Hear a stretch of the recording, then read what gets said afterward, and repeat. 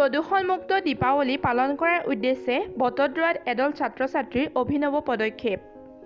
প্ৰধানমন্ত্ৰীৰ আহ্বানৰ প্ৰতি সঁহাৰি জনাই ৰাইজক সজাগ কৰাৰ উদ্দেশ্যেৰে ৰাজপথত ছাত্ৰ-ছাত্ৰীৰ সমদল।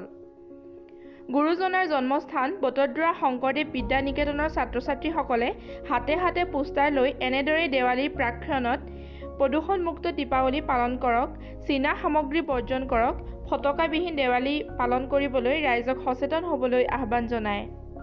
ছাত্ৰ-ছাত্ৰীৰ লগতে শিক্ষক-শিক্ষয়িত্ৰীসকলৰ এনে পদক্ষেপক সকলোৱে ভূয়সী প্ৰশংসা কৰিছে।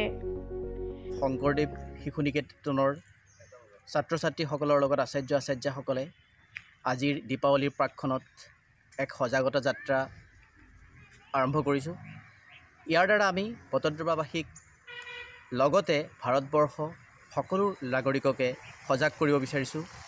সকলোৱে যেন এক ফটকাবিহীন দীপাৱলী পালন কৰে, যাৰ দ্বাৰা প্ৰদূষণ কিছু পৰিমাণে হ'লেও ৰোধ হ'ব আৰু কৰোনা মহামাৰীৰ পৰা কিছু পৰিমাণে হ'লেও সকাহ পাই থকাত সুবিধা হ'ব বুলি আমি আশা ৰাখিছোঁ আৰু সকলোকে আমাৰ এই আহ্বান গ্ৰহণ কৰিবলৈ কৰজোৰে অনুৰোধ জনাইছোঁ।